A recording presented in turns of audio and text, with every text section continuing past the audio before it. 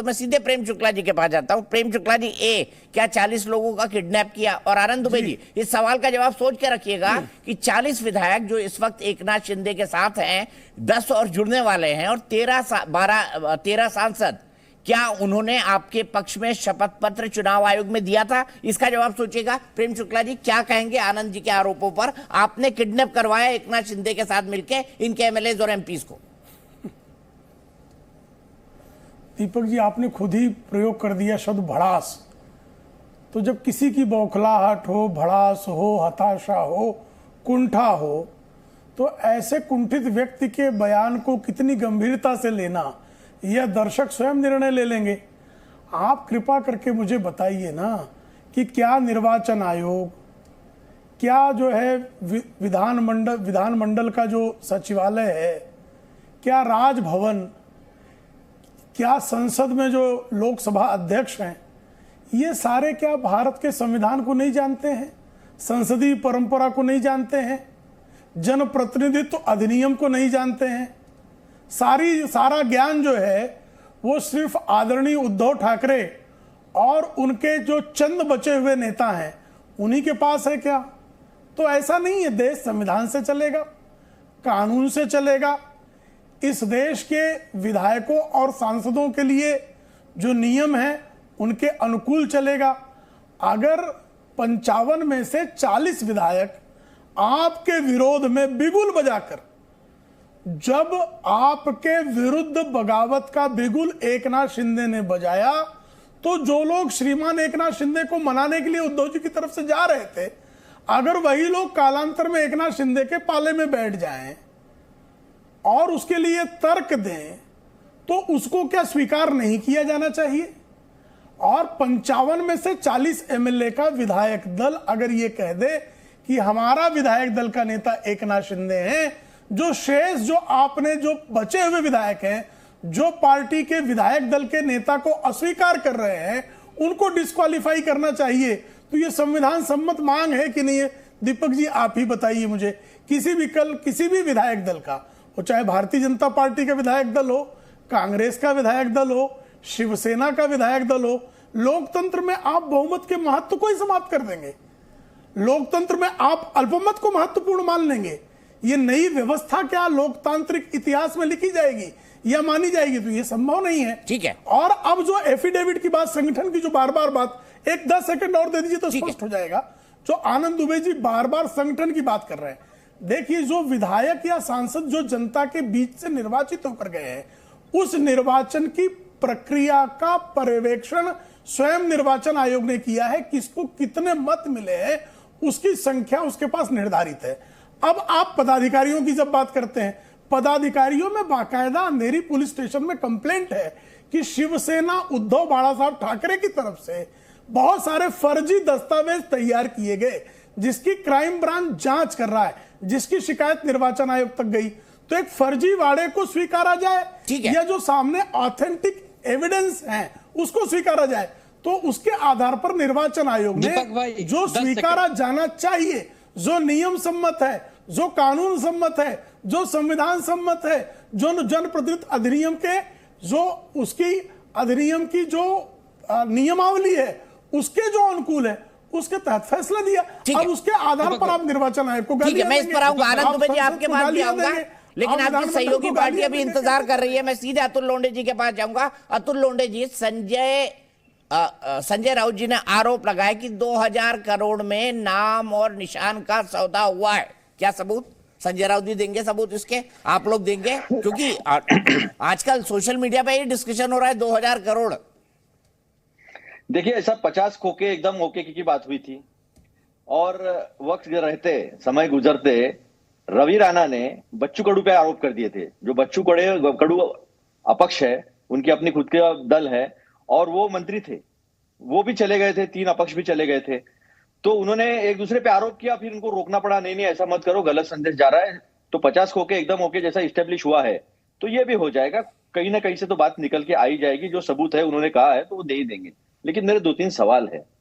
जो चुनाव आयोग ने किया, ठीक है, आयोग है, अपना एक ऑटोनॉमी है उनकी। लेकिन मुझे एक बात बताइए दीपक भाई, जब ये चुनाव हुए थे 2019 के, जिसकी ये बात करते, किसके नेतृत्व में हुए थे? किसने वेब डिसाइड किया था, पार्टी छोड़कर कौन गया था, सूरत, गुवाहाटी, गोवा कौन गया था, क्या उद्धव वाला गुट गया था या ये गए थे, और साथ में ईडी की नोटिसेस किस किस को मिली थी, ईडी ने किस किस की इंक्वायरी की थी, वो तो सारे सबूत तो किरीट सोमैया जी ने सामने रखे थे। भावना गवली जी के ऊपर 100 करोड़ प्रताप सरनाईक के ऊपर, और यशवंत जाधव, यामिनी जाधव के ऊपर तो अनगिनत पैसों का आरोप लगाया था, जिसके ऊपर इनकम टैक्स ने रेड भी कर दी थी। अब ये बीजेपी में शामिल हो जाते हैं और शामिल होने के बाद उनकी इंक्वायरी खत्म हो जाती है। प्रताप सरनाईक कहते हैं कि मेरी इंक्वायरी खत्म हो गई, मेरे यहां कुछ नहीं निकला। भावना गवली तो सीधा लोक कल्याण मार्ग प्रधानमंत्री जी के घर में प्रकट होती है, राखी पहनाते हुए देश के प्रधानमंत्री को, एक गुनहगार जिसके ऊपर आरोप आपके एक जिम्मेदार नेता ने किया था। इन्हीं गुनाहगार के साथ तो सरकार बनाई थी आपने। भावना गवली उस वक्त उद्धव ठाकरे के साथ थी। अगर वो गुनाहगार थी तो अतुल भाई सरकार क्यों? मतलब आप भी गुनाहगारों के साथ कुर्सी के चक्कर में सरकार बना लेते हैं, ये मालूम है? नहीं, बात तो सुनो, आपकी दलील है, आपने दे दी, अब मेरी भी तो सुनो। ना मैं सबको दे रहा हूँ, आनंद दुबे जी को भी दिया, प्रेम शुक्ला जी को भी, जरूरत पड़ो तो मैं बिल्कुल अपनी बात से उनको, हाँ नहीं सुनो ना, बात तो सुनो। भावना गवली जी के ऊपर आरोप हुए, उनकी इंक्वायरी चल रही थी, वो एब्सकॉन्ड हो गई थी। एब्सकॉन्ड होने के बाद उनको अरेस्ट कर देना चाहिए था। वो अरेस्ट होने के बजाय वो तो प्रधानमंत्री के घर में प्रकट होती है ना। तो ये लोकतंत्र है देश का, तो ये ईडी है, और ईडी का जितना आप कच्चा चिट्ठा निकालोगे, 96% ईडी की रेड जो है वो विपक्ष के नेताओं पे हुई है, और जो उनके यहां चले गए वो पाक साफ हो गए धुल के निरमा वॉशिंग पाउडर से, और जो नहीं गए वो जेल पहुंचा दिए गए। ठीक है, कौन सा वॉशिंग पाउडर है आप नाम मत लीजिए, मैं प्रेम शुक्ला जी से उसका नाम पूछूंगा अतुल भाई। लेकिन एक बात बताइए, क्या 40 के 40 विधायकों के खिलाफ ईडी की जांच थी? क्या 13 के 13 सांसदों के खिलाफ ईडी की जांच थी? क्या वो 2 सांसद जो उद्धव ठाकरे के साथ थे, जो एकनाथ शिंदे को मनाने गए थे, बाद में शिंदे जी के साथ हो गए, क्या उनके खिलाफ भी ईडी की रेड थी? हाँ या ना में जवाब दीजिए इसका। एक अंग्रेजी में कहावत है, writing on the wall, reading the writing on the wall. उन्होंने देखा होगा कि बात सुनो, मतलब ये बात कर, राइटिंग ऑन द वॉल क्या होता है? बात अगर नहीं सुननी है, अगर आपको अपना विचार थोपना है तो थोप दो। अरे सर, मैंने तो सिंपल सवाल पूछा था, मैंने पूछा हाँ या ना में जवाब दीजिए, क्या उनपे भी केस थे? आप जवाब दे दीजिए। एक बात तो ऐसी भी चली, एक खबर ऐसी, चर्चा ऐसी भी थी कि इनवर्ड आउटवर्ड ने आवक जावक जो होता है ना नोटिस का, जो भी कोई भी जाता है दफ्तर से, कोई भी कागज बाहर जाता है, उसका इनवर्ड आउटवर्ड, शिवसेना के कई विधायकों को ऐसे नोटिस दिए गए जिनका कोई आउटवर्ड इनवर्ड ही नहीं है। अब ये जो संस्थाओं का इस्तेमाल जो है, चाहे सीबीआई हो, ईडी हो, इनकम टैक्स हो, ये तो एकदम खुल्लम खुल्ला सामने आया है। चलिए ठीक है, मेरा एक की बात, अभी संविधान की बात करता हूँ। एक सब बात एक साथ मत करिए ना। मैंने दुबे जी को भी यही बोला, प्रेम शुक्ला जी को भी यही बोला, अतुल लोंडे जी इतनी देर से बोल रहे हैं। हमारे प्रेम भाई को आप इतना प्रेम दोगे और हमको नहीं दोगे? अरे नाम ही प्रेम है उनका, आपका नाम आनंद है तो आपके साथ आनंद में रहूंगा, 2-3 चुटकियां भी लूंगा, जोक भी मारूंगा। अब आनंद है तो थोड़ा आनंद मुझे भी आना चाहिए ना आनंद भाई। नहीं, मैं अतुल बात कर रहा हूँ। अतुल, सॉरी अतुल भाई, आप तो अतुल नहीं है, फिर आपके लिए क्या बोला जाए? हाँ, फिर मोल मत कीजिए ना, फिर मुझे बोलने दीजिए। अच्छा, मैं फिर दूसरी बार आपको मौका दूंगा। मुझे परमेश्वर भाई के पास जाना है, सीधे मैं आपसे पूछ रहा हूँ, प्रेम शुक्ला जी, कौन सा वॉशिंग पाउडर इस्तेमाल करती है बीजेपी पार्टी? ठीक सवाल है अतुल भाई, गलत तो नहीं पूछा? हाँ बिल्कुल, ओ हेमंत बिस्वा शर्मा का भी पूछना। नहीं, दोनों सबके पूछ लिए, कौन सा वॉशिंग पाउडर इस्तेमाल करती है सबके लिए?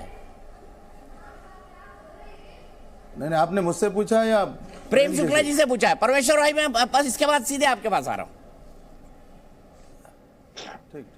देखिए, हमारे पास जो हमारे विचारों को स्वीकार करके शामिल होना चाहे पार्टी में, उसका स्वागत है। अब इसमें से हमारी पार्टी में जो शामिल नहीं हुए हैं उनको भी हमारी पार्टी में ढकेले दे रहे हैं। अब जिनका अपना स्वतंत्र अस्तित्व है, अब जो विविध जांच एजेंसियां हैं, जांच एजेंसियां जांच करती हैं। अगर अतुल लोंढे जी के पास इतनी जानकारियां है कि किसी का नाम लेके बता रहे हैं कि उसके खिलाफ बहुत सबूत है, तो अतुल लोंढे जी, अदालत के दरवाजे खुले हुए हैं। आपने भैया आपके बाजू में रहते किरीट सोमैया जी, उनसे ले लीजिए सबूत। उन्होंने कहा, हमने नहीं कहा, सबूत उन्होंने लगाया, आरोप उन्होंने लगाया। सुन लीजिए ना, किरीट सोमैया की हर बात पर आपको विश्वास है, किरीट सोमैया की हर बात पर आपको विश्वास है, तो आपको आधी एनसी बिल्कुल विश्वास नहीं है। नहीं, आपको विश्वास नहीं, आप ही उद्धृत कर रहे हैं। विश्वास नहीं है। नहीं, सुन लीजिए ना, विश्वास है, इनकम नहीं, आप शब्द बिल्कुल विश्वास नहीं ना, फिर सवाल क्या पैदा होता है? में रहते हैं तो उनसे ले लो ना आप। उन्होंने दिया था ईडी को, हमने कुछ नहीं कहा था। नहीं, बिल्कुल